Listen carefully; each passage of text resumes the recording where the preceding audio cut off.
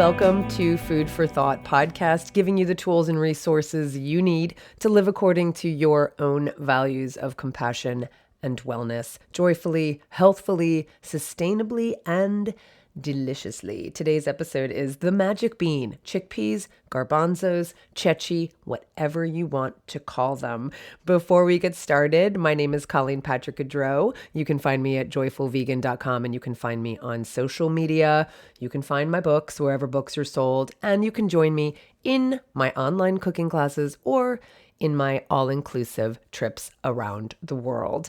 This podcast is 100% listener supported, so if it is something you value and get anything out of at all, please join other supporters by going to patreon.com/Colleen Patrick-Goudreau to become a supporter at your chosen level. If everyone who listened to this podcast just contributed $5, you would never have to hear me say that again. There are perks at different levels, and you can choose the perks you want. Discounts to the cooking classes online, there's bonus content, there's exclusive content, there's podcast transcripts, and so much more. And finally, please share the love and leave ratings and reviews of this podcast, and please share it with your network. Thank you so much. Hi, everyone. I hope you're having a beautiful day. It is such a gorgeous day here in Oakland, California.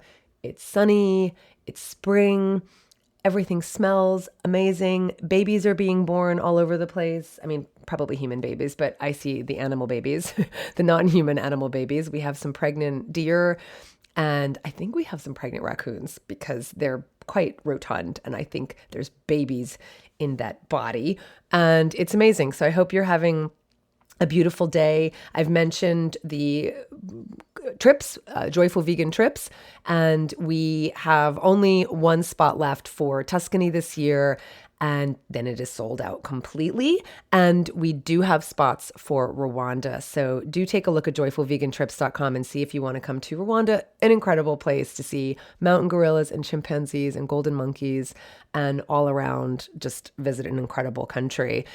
Vegan style and compassionate style, because of course we don't do anything that would exploit any animals at all. And in going to Rwanda and going to these national parks where these endangered animals live, I have a podcast episode on ecotourism and, whether, when it's a scam and when it's not. And this is not a scam. We are supporting the survival of these wild spaces, these habitats, and the animals themselves. So check out joyfulvegantrips.com and take a look at Rwanda. It's the last trip that we have any spots left for 2022. So here we are in this episode I'm really excited about. When I was researching and writing the episodes for the series on the different cuisines of the different regions of Italy, the South, Central Italy, and the North, of course, chickpeas came up several times, and we're not done. We still have one more episode to go. Northern Italy is yet to come, but where you see a lot of chickpeas used is in the south and in the central part of Italy, Centrale Italia, and it inspired the idea to devote an entire episode just to chickpeas. And so here we are. I called this episode The Magic Bean because I think you'll probably agree, this bean is truly magical. It's incredibly versatile. It's highly nutritious. It's absolutely delicious, whatever you call it. And I'm going to go out on a limb here and just declare this here and now, right here and now on the Food for Thought podcast, that this bean, this legume, is probably one of the only foods, or at least the only legume, where English speakers know the name for it in several different languages. And I'm going to prove that to you. That's part of what we're going to talk about today.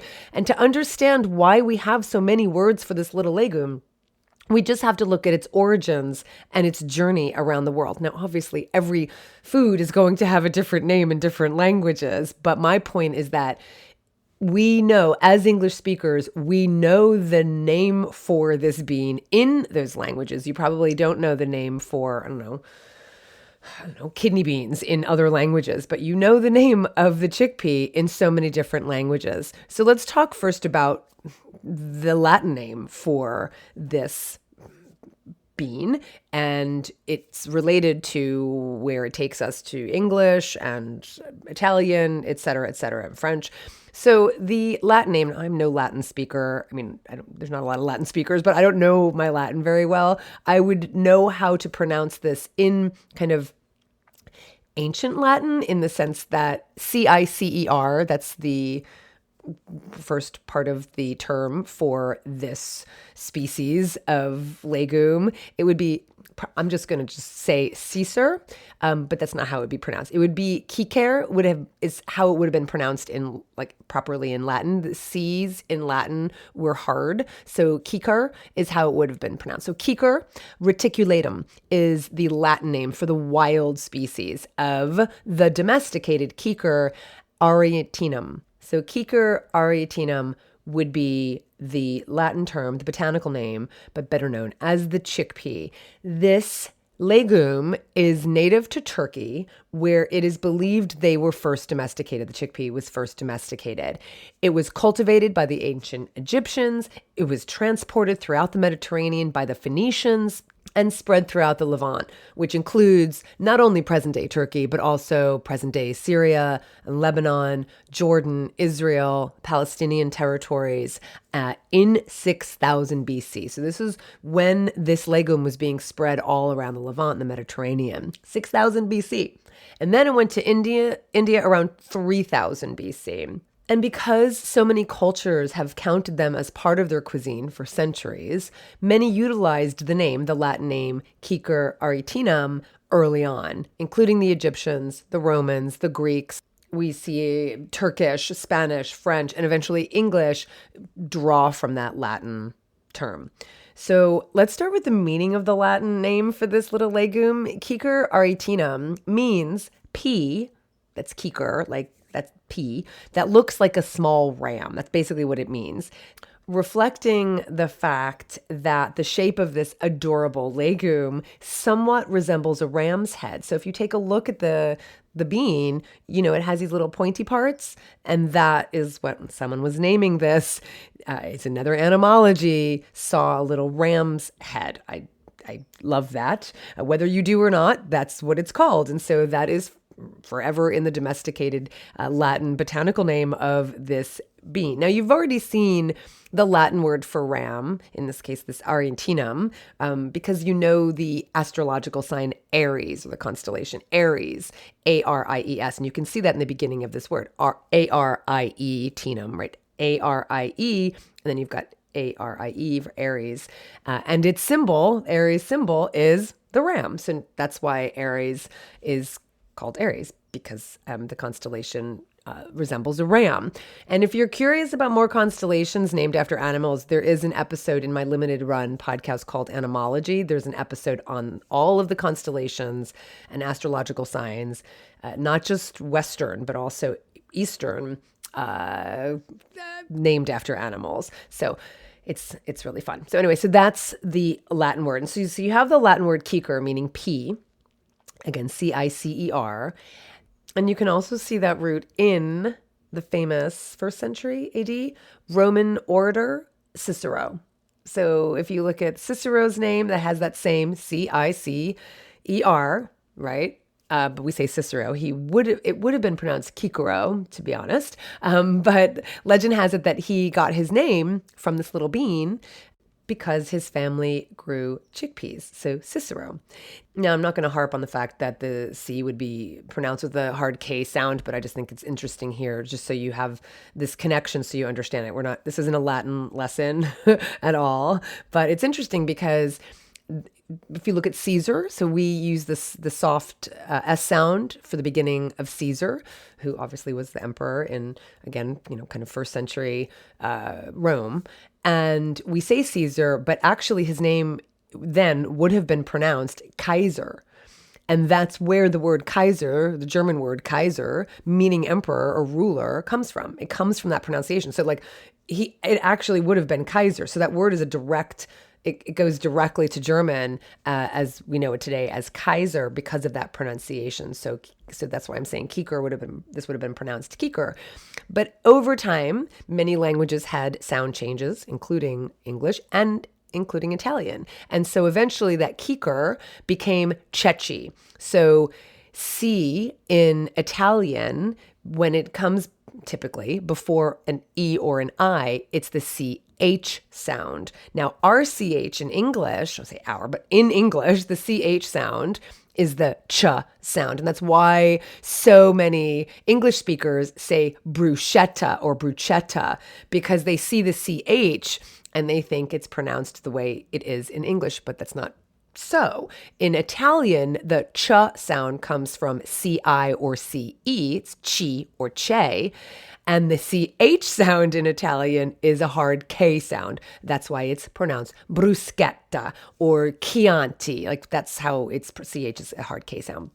So the CECI in Italian is ceci. So chicker from Latin, which I know is not part of your daily life at all. We're going to leave Latin behind now. Now we have ceci in Italian, in modern Italian today. And if you've been listening to the series on Italian cuisine, you would have heard me talk about ceci several times, as in torta di ceci or cecina, which is a type of thin, unleavened pancake or crepe made from chickpea flour, like soca. We're going to talk about that when we talk about cuisine in a moment. But for now, I just wanted you to see the transition from chicker to ceci, from ancient Latin to modern Italian. Now, Italian isn't the only language derived from Latin. Of course, all the Romance languages are those languages that derived from Latin. Romance, not meaning like kissy face, but Romance meaning Roman from Latin. So you've got Spanish, French, Portuguese, Italian. These are all Romance languages. And in French, chicker in Latin adapted to chiche in French. CHICHE. Now again, different sounds for the CH. In French, it's chiche. It's a soft SH sound, and that's chiche. And it was expanded in French to pois chiche, right? So chicker, I said, meant pea, little pea, right? Like legume, pea. And chiche means, so that's the chiche part, but pois in French means pea. So actually, it's actually kind of funny, because if I look at this, pois chiche means pea. It really means pea, because pois is pea and chiche is technically pea from Latin chicker. So pea. But pois chiche is what we know as a chickpea. So you've got chickpea. Now at this point, you can see pois chiche, right? Pea chick is now what chiche became, chick.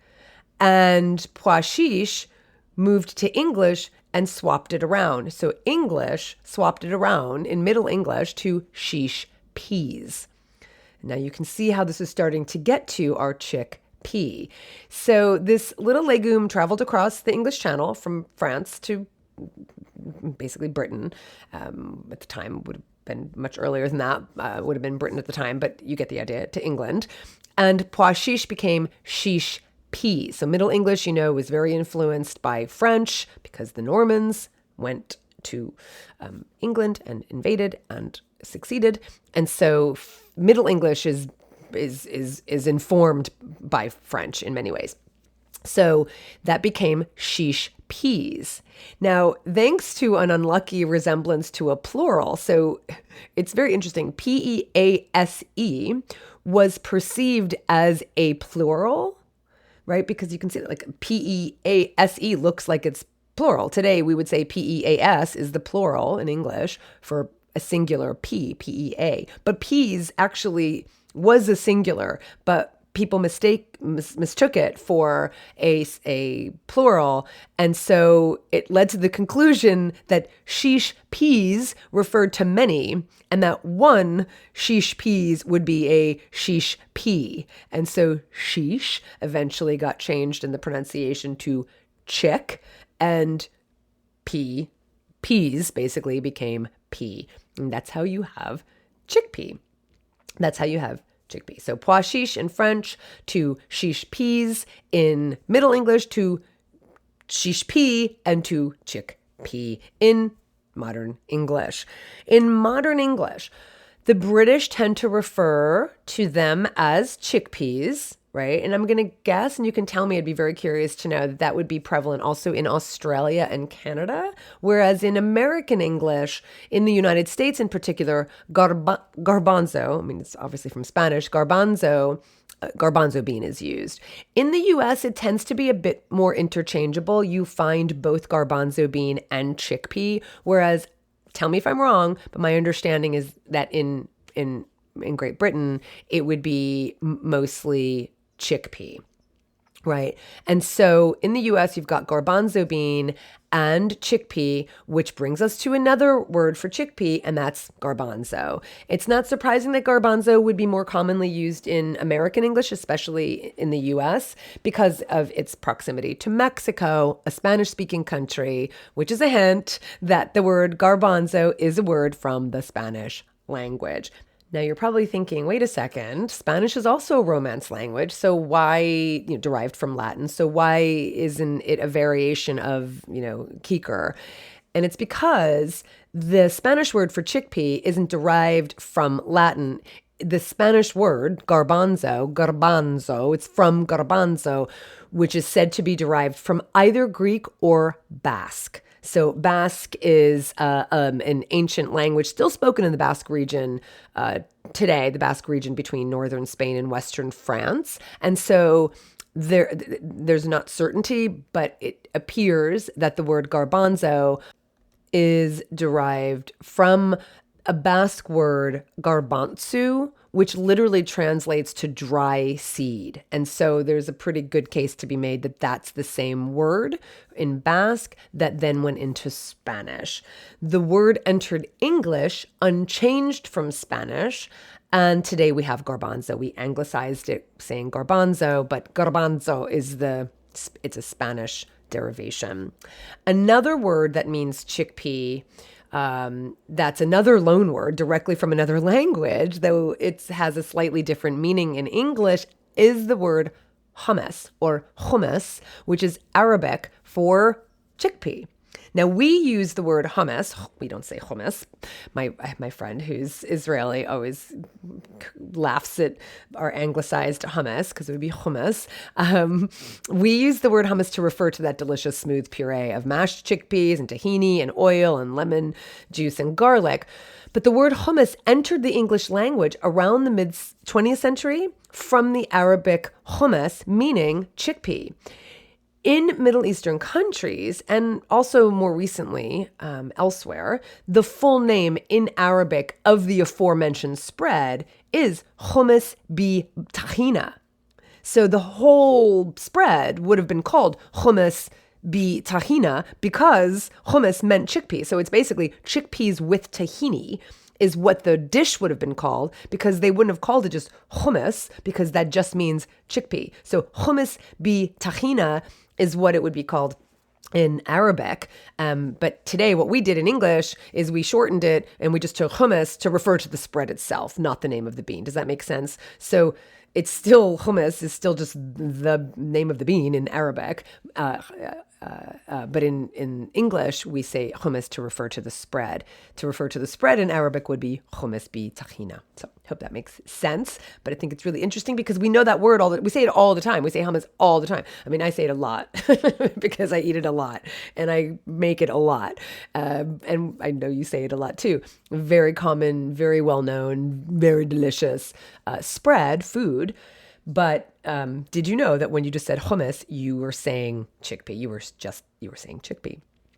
And so now we're in the culinary territory of this legume. So let's talk about yet one more non-English word for this bean that we're familiar with and we use when we order what is one of my favorite Indian dishes, and that is chana, as in Chana Masala. So chana means chickpea.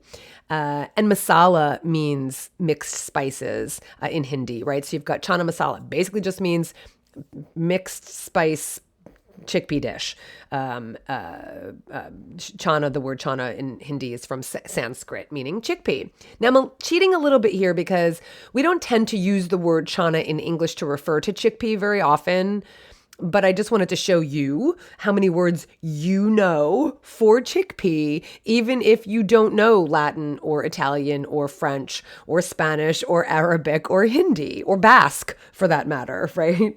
So, and I say Latin, even though maybe you wouldn't walk around saying Cicer arietinum, but if you, I don't know, if you grow them, if you're, if you're a botanist, maybe you would say it a lot. So you've got Cicer, ceci, pois chiche, chickpea, garbanzo, hummus, and chana. And we actually will have one more, but I'll talk about it in the context of the food. And they're all just amazing. And they're all like, not only what I love about these words is that I love that we have so many words that we know in English from different languages for this little legume, but I actually really love all these words. Like there's such good words. Like ceci, it's just the best. Chickpea is adorable. Garbanzo, it's a great word. Pois chiche, if you use that, in English to refer to, I mean, really, probably you wouldn't say that in English so much. You would say it if you're speaking French, but pois chiche, adorable. Hummus, love it. And chana, I just love these words. So kudos. And it's because of this chickpea. It's because of this bean. It's because it's inspired so many people around the world over the course of so many centuries, and it deserves it, I think, so much because it's incredible. Now, there are some issues around the fact that it's losing its diversity because it's grown in so many areas, but that's not the conversation we're going to have today. It is grown all around the world. Worldwide, 12 million tons of chickpeas are cultivated every year around the world. And it's used in different cuisines around the world. They characterize different cuisines around the world. Like they're part of the cuisine. They're not just like, oh yeah, we'll put a bean in. You don't find that happening. Like you don't see chickpeas so much in like Chinese cuisine, right? You don't see it so much in, I don't know, I'm thinking like Thai cuisine. I mean, I see it a little bit, but not a lot. But in the cuisines where chickpeas, I was going to say exist in the cuisines of the countries, they are like really part of the character of that country, of that culture, of that cuisine. So we're going to get to that. But they're just incredible. They're global. They're nutrition powerhouses. I mean, all beans are nutrition powerhouses, but chickpeas especially. They're so versatile. They are used to make burgers and patties and spreads, and they're used in soups. They're eaten as snacks. They're made into flour, and they're even a now famous byproduct from chickpeas, and that's aquafaba. So they're just incredible. Like that's why I call this episode the magic bean, because they are so conducive to so many different spices and flavors, and even their liquid, even their water. That's what aquafaba means, right? Faba coming from fava, meaning it's Latin for bean, and aqua coming from the word for water. Now, I don't know if you share my sentiment about, maybe you've just turned this off. If you don't think chickpeas are magic, then you're not even here anymore. So if you're still here, I'm assuming that you agree with me that chickpeas are amazing. Now, chickpeas are definitely my favorite legume, if I haven't made that clear, if that hasn't been obvious yet. And I don't have to choose, certainly don't have to choose, but I do like making lists. And they are definitely in my top 5, definitely in my top 10, but probably in my top 5 foods. There's certainly a food, if one of the criterion for that list would be how often I eat them, definitely chickpeas is in the top 5. Because I eat them several times a week without fail in a variety of different ways. And we'll talk about some of those ways as we get into the culinary part. And so let's do that now, starting with the cuisines of, well, I say cuisines, right, of the countries of the Middle East, where the legume itself was first cultivated. Now, the chickpea is the basis of some of the most popular Middle Eastern dishes, notably hummus, which, as you now know, means chickpea. And I think you can find recipes for hummus everywhere around the internet. But if you do want to support your friendly neighborhood vegan author, I do have a recipe for hummus in my cookbook, The Vegan Table. and in my on-demand classes as well. I love my hummus. I make it several times a month. I don't make hummus every week, but I make it several times a month. And I love it. And especially in getting away from buying hummus. I mean, we haven't bought hummus from the store. I mean, maybe David did once in the last few years since we've, really made an attempt to stop buying plastic packaging. But I make it from scratch and it's just the best thing in the world. Of course, another well-known chickpea-based dish from the Middle East is falafel.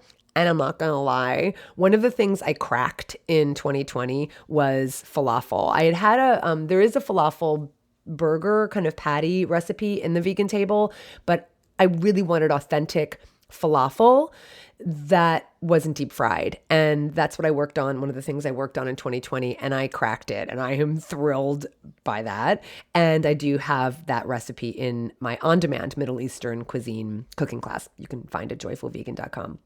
You also see chickpeas in Middle Eastern cuisines as part of a platter. You got your chickpeas and pita bread and fresh tomatoes and olives, right? You see them paired with couscous or Israeli couscous. They're definitely part of the stews in Middle East and North African cuisine, Middle Eastern and North African cuisines. You have Tunisian chickpea soup. You have Lebanese chickpea soup. Like every Middle Eastern country has its own chickpea soup or stew, and each country puts their own twist on the stew using whatever ingredients are local or regional, but with chickpeas as the star. My favorite chickpea stews are those paired with saffron, which also comes from the Middle East. I have a saffron spiked Moroccan stew, which is a regular in my house. It's also in the vegan table. You'll also find that in the on-demand cooking classes. If you want to watch video and get the recipe as well, you can get that at joyfulvegan.com.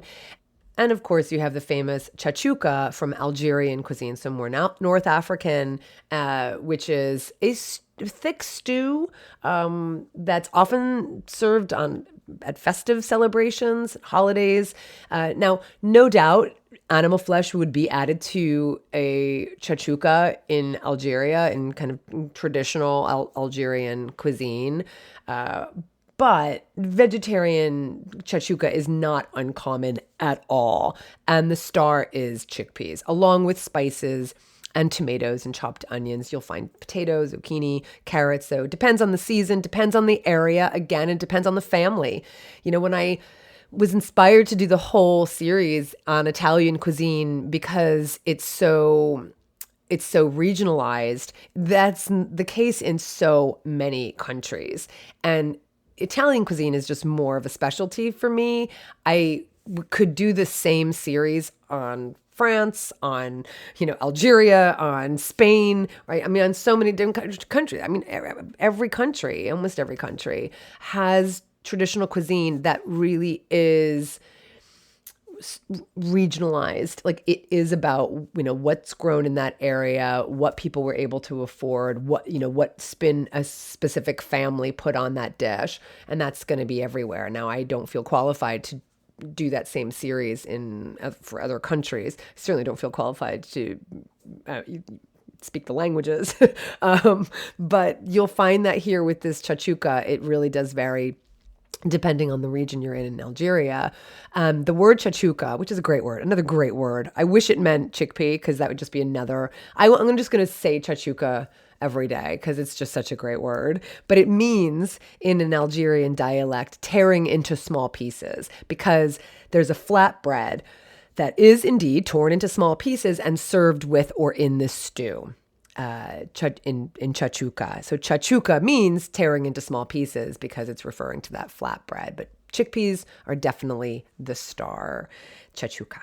Now, staying in the area in the Mediterranean, let's go there next. The Phoenicians, as I said, would have spread them around the Mediterranean through trade. The Phoenicians were traders, and then to the Romans, who would have then taken them everywhere else around the empire. So this is how these things spread.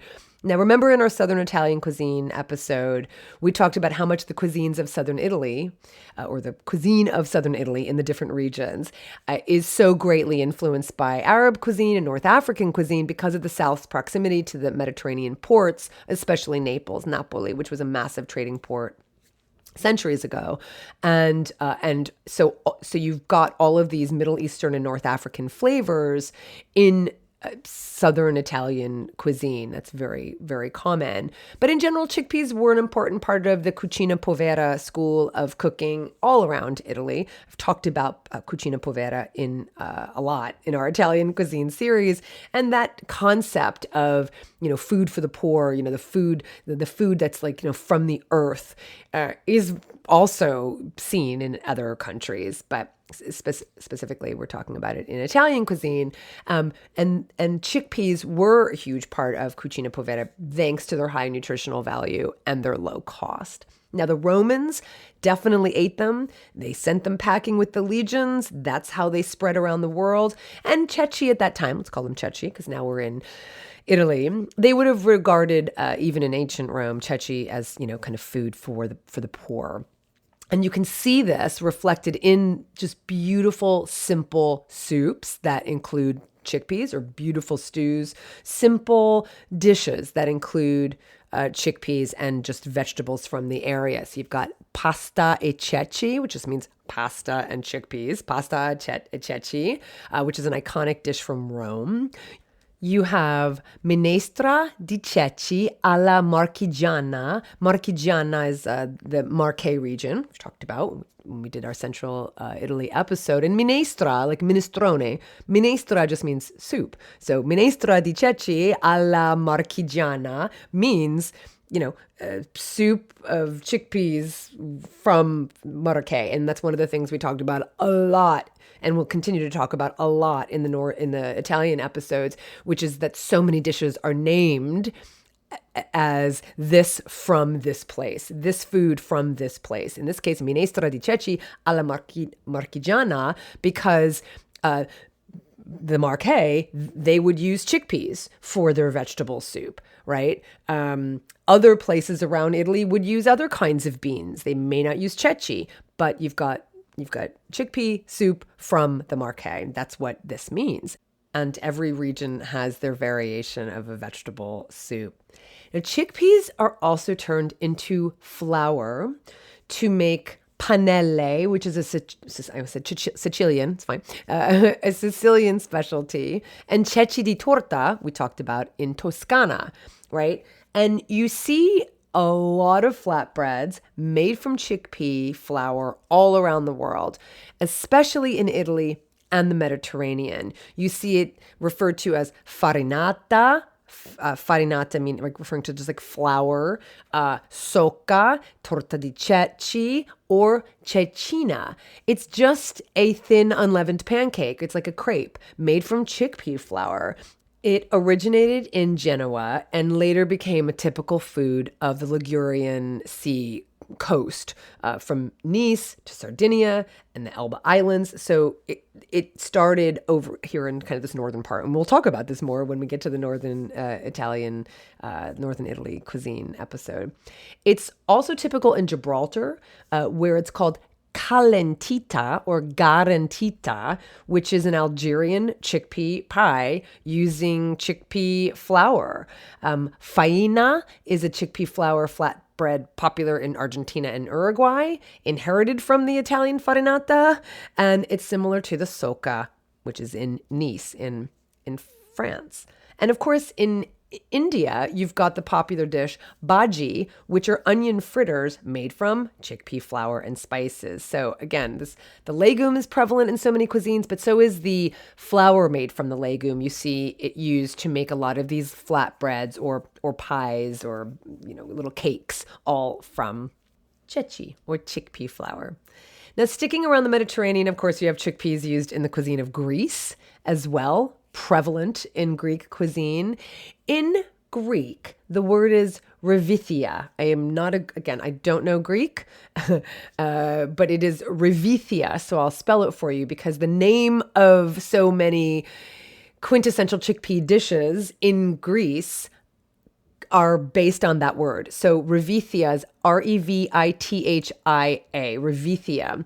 And one of the most common Greek dishes with chickpeas is a popular soup called revith. So you can see the revith soupa. Revitho soupa, which you can hear means chickpea soup. And I'm actually making this for some friends who are coming over for dinner tomorrow night. And I'm really excited about it. I'll share the recipe if I feel that I've done it justice.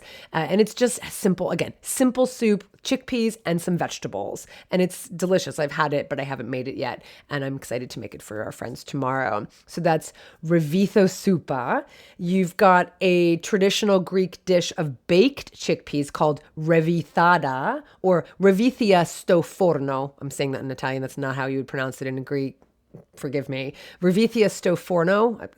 I'm not going to attempt to pronounce it like you would in Greek, but you can hear it, right? It's chickpeas in the oven. It's basically baked chickpeas, and so that's what revithada is. And it's a classic recipe from specifically a small island called Sifnos, which is again chickpeas, olive oil, salt, pepper, onions, like a lot of onions, and water, and also delicious. Chickpeas are the star. And once again, the chickpea dish is so characteristic of this cuisine that there's even a special clay pot that is used to make this dish. Okay, so that's what I'm talking about. And then you have revitho keftis. I'm totally butchering that word, I'm sure. And those are chickpea fritters. Revithi meaning chickpea, and keftides would be plural for keftis, which is a fried ball. So you've got fried chickpea balls. They're fritters and they're delicious. You've probably had them before. And you can imagine like all the other uses for chickpeas in Greek cuisine. Again, on a platter with olive oil, Kalamata olives, tomatoes, pita bread, same thing with a salad, sun-dried tomatoes, that kind of thing. So chickpeas are prevalent in Greek cuisine as well. In France, so we're also in the Mediterranean still, especially in the Mediterranean area in France, in southern part in Provence, you've got all of these different regions where soca, basically, again, the chickpeas ground into flour. So your shish peas, your pois chiche, being ground into flour to make like this flatbread in Nice called soca. I have a soca in the 30-day vegan challenge. It's called something else in other parts of France, but soca is the one you've probably heard of. And also in Provence, in southern France, you have a dish from Marseille, which is called panis, and it's made of cooked chickpea flour poured into saucers, allowed to set, and then cut into strips and fried in olive oil. Kind of reminds me of like a polenta kind of thing, but it's just fried. It's basically this essentially fried soca, cut into strips and fried, and it's often eaten during Lent. Another Provencal dish, traditionally made for Palm Sunday, which is the Sunday before Easter, is Provencal chickpea salad. And that is also simple and delicious. It's olives and celery, chickpeas, of course. Now, anchovies would often be used, but capers do the job just fine. And that's very traditional in the region of Provence, where you find a lot of chickpeas in different dishes. They're stewed with tomatoes, they're in salads, they're also combined in these platters and salads, as I said, kind of these bowls, if you will, chickpea bowls with olives and herbs and raw veggies and all of the local vegetables, all the local herbs, etc. As I said, I don't think I'm qualified to do a culinary series on the cuisines of the regions of France, but I'd be interested to know your thoughts. I did have a online cooking class of Provencal cuisine because, of course, one of our trips with Joyful Vegan Trips is to Provence, but the class didn't sell, which I was really surprised because it was very traditional Provencal cuisine because it was like perfect since we were going to Provence, but it didn't sell. Anyway, so I'll try it again. If you're interested, let me know. But if you're interested in any of the classes, you gotta sign up for them because otherwise they don't happen. And France, speaking of France and Joyful Vegan Trips, next year in 2023, we are bringing back our Dordogne trip to France. It's a part of France that the French go to vacation because it's an incredible part of France. And we had to unfortunately cancel it because of COVID. But now we're bringing it back. And so hopefully all the people who were signed up for that trip will be able to join us next year, which means it's going to get filled up pretty quickly. So if you're interested, just make sure you go to joyfulvegantrips.com, get on the mailing list, and certainly just ping us. If that trip doesn't exist already as a wait list, which I think it is at Joyful Vegan Trips, then just email Seb, my partner in this, Seb and Brady, and let them know that you're interested in getting on the wait list for Dordogne. And Dordogne includes the first elephant sanctuary in Western Europe. It has the Lascaux caves, which are almost 20,000-year-old caves, the first cave paintings in human civilization, and most of them are cave paintings of animals. So that's incredible. We're going to be on the Dordogne River. You got to wear sundresses and your little sun hats because it's just a beautiful, quintessential part of France. We start in Bordeaux, and you can start in Paris and then come down to Bordeaux on the train. I think that's what we're going to do. And we fly out of Toulouse. I think you leave from Toulouse. Anyway, the point is, it's going to be an incredible trip. And so I'm going to have to get on my Dordogne cuisine and castles. Like that's just what characterizes this part of France. So like if you've ever heard of Carcassonne, like if you've ever played the game, that's all in this region. Like there's just so many castles in this area, and it's just absolutely beautiful. And chateau, and we're going to take over our own chateau, and et cetera, et cetera. What else can I say? So that is France. Let's stay in this part of the Mediterranean and move over to Spain. So Spanish cuisine, chickpeas are an important ingredient here as well. They were introduced by the Phoenicians, again, through trade.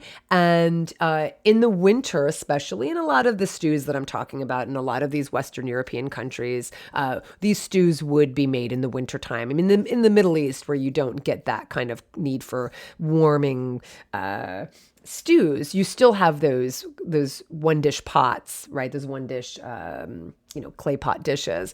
But here in Spain, in the winter, you've got stews that feature garbanzos. Let's call them garbanzos now.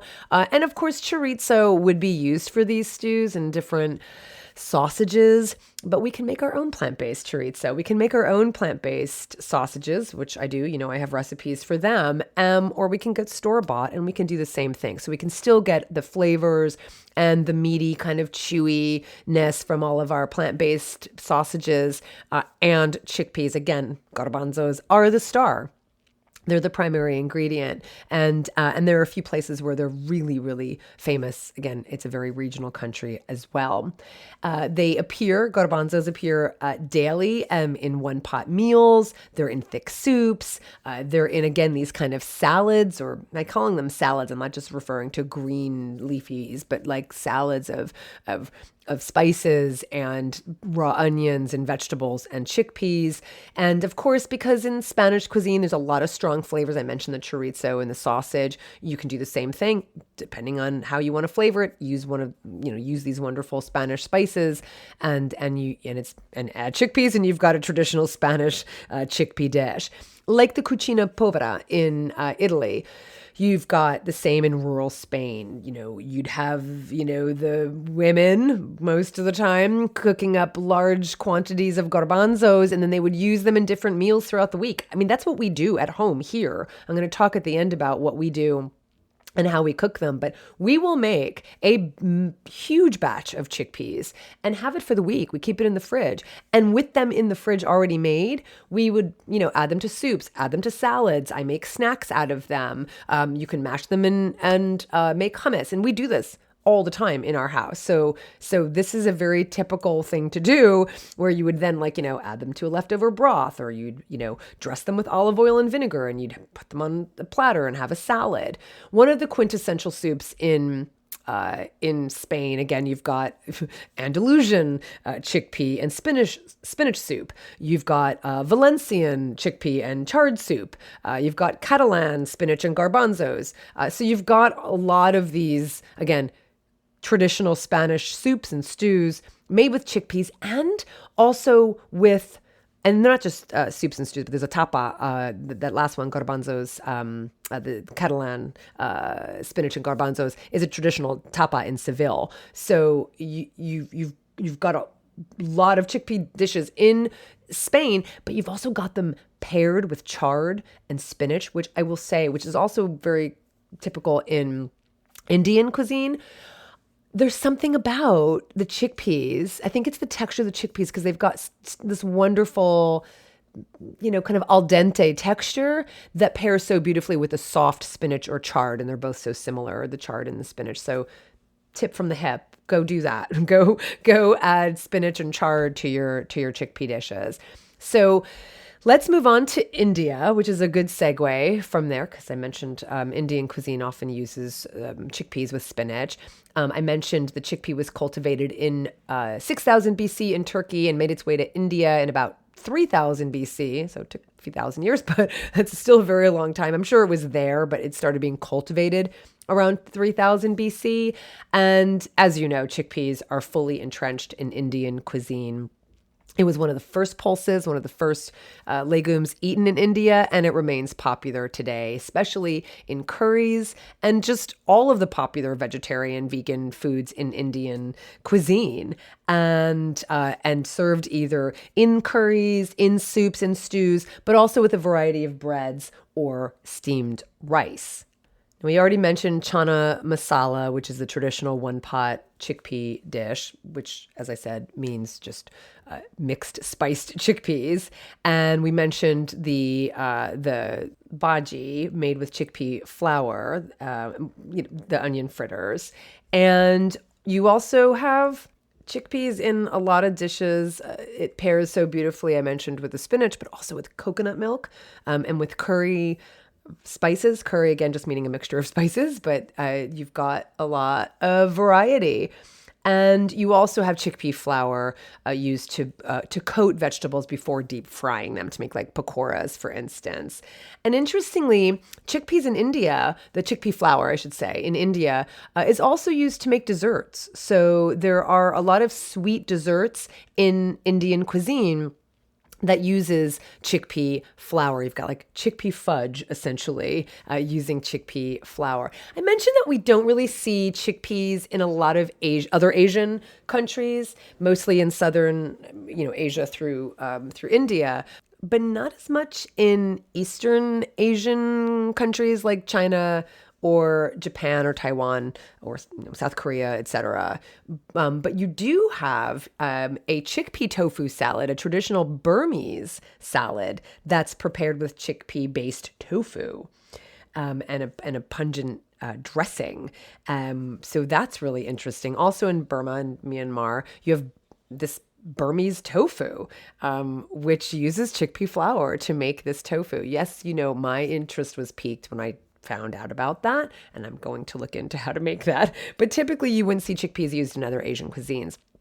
In the Americas, South America, Mexico, and then of course we're going to get to North America, but I don't really think there's a lot of North American cuisine, although we'll talk about kind of more generic use of chickpeas. But in Mexico, in various countries in South America, you would typically see pinto beans and black beans, but you do see some traditional recipes using chickpeas. In Mexico, you have a garbanzo, which is a Mexican chickpea street snack. It's basically like chickpeas before they're fully ripe, when they're still green, and they're cooked in water and salt, and they're steamed, and then they're served as street food. But chickpeas do lend themselves to the spices of South American and Mexican cuisines, or Spanish kind of cuisine, obviously. We've talked about so many cuisines like Indian cuisine and Spanish cuisine.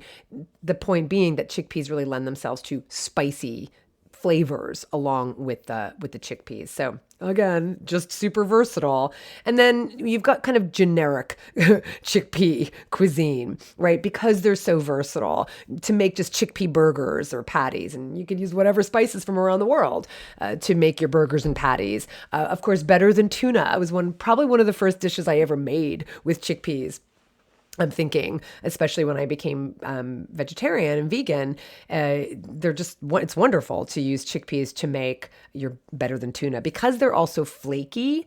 They kind of lend themselves to that kind of texture that we're used to when we think of tuna fish, like what that I grew up with, right? That flaky kind of texture. Well, chickpeas are very flaky like that. And especially if you just pulse the chickpeas in the food processor, you get that same texture. And of course, I've got the Better Than Tuna in lots of cookbooks and classes, and they're just amazing in all manner of dishes. They pair well with so many flavors and spices. They can be used for any type of salad, bean salad on their own or combined with other beans. I love them with like Mediterranean spices and herbs, I should say, Mediterranean herbs. But they're also like great for like, if you make a 3 or 5 bean salad, you can use Mediterranean, you can add some chili. I mean, they're just so versatile. You can add them to any green salad. You can add them to any grain salad. I mentioned couscous and Israeli couscous. I love them with quinoa. I mean, I realize couscous, by the way, is not typically a whole grain. It's grain from semolina flour, but still a grain. You can add them to soups and stews. You can use them to make chili. You can add them to pasta dishes. One of David's favorite pasta dishes. David loves making pasta dishes. One of his favorite pasta dishes, and it's so good, actually uses chickpeas as part of the sauce for the pasta. So good. And I think they're just the most wonderful, versatile beans in the world. I've mentioned my roasted chickpeas in the past. My chipotle chickpeas I use the air fryer for, but you can do it in the oven. I make them once a week. They're my road snack. I will say the only part of chickpeas that can be difficult is that they're so flaky that David has accused me of trying to kill him when we are driving, and I bring my chipotle chickpeas on the road with us because they're such a great snack for the road that, they can really just kind of break up and wind up in your throat, and you can really start choking. And actually, even if they're not roasted the way I just described, whenever I would teach, and I shouldn't even say in the past, even when I teach online, whenever I will like try like what I just made or what I'm showing the students, I swallow the chickpea, invariably I start like talking. Oh, I have to talk. Invariably I start choking. So I'm not saying they're a hazard because I'm not giving them up, obviously, but it's really funny because I think it has to do with that flakiness that are, I think, really specific to chickpeas, especially in the legume family. Yeah, I'm always choking when I eat chickpeas. Okay, not all the time, but you get the idea. And then if I haven't already convinced you how magical these beans are, even though I didn't have to convince you, I'm sure you already knew that, all I have to say is one more word: Aquafaba. That's all I have to say. Okay, I'm going to say a little bit more. But the point is, technically, I know, yes, you can make aquafaba from other beans, because it just means bean water. I never have. I've only made aquafaba or I've only gotten aquafaba from chickpeas. Let's just give chickpeas their due. That's how aquafaba was discovered. It was chickpea liquid. It wasn't other beans. It was chickpeas. Give them their due. No one's arguing with me. And of course, if you haven't heard of aquafaba, they can be used to make, they basically replace egg whites and eggs. You can make meringue with aquafaba. Like, it's amazing. From chickpeas, from chickpea water. Like, that's incredible. And I mentioned I do this all the time. So my protocol for chickpeas at home is we put the chickpeas in the pressure cooker. I don't know what I did before the pressure cooker. I don't know what I did before the pressure cooker and the air fryer. David and I were just out of town. We have a goal to sleep in every county in California. We were just down in Inyo County, where Death Valley is. So we were just in Death Valley, and we were staying at a really amazing Airbnb, and I brought a ton of food with us. I brought my air fryer. Because I'm like, I'm going to bring all these vegetables. I just want to put them in the air fryer. And chickpeas came along as well. So I don't know what I did before the air fryer. I don't know what I did before the pressure cooker. I would buy canned beans all the time. And please hear me. If you have never made or had chickpeas made in the air fryer, basically made from scratch. I mean, the air fryer, the pressure cooker. I shouldn't say it's just the pressure cooker. It's actually just making your own chickpeas from scratch. So if you do it on the stove, that's fine too.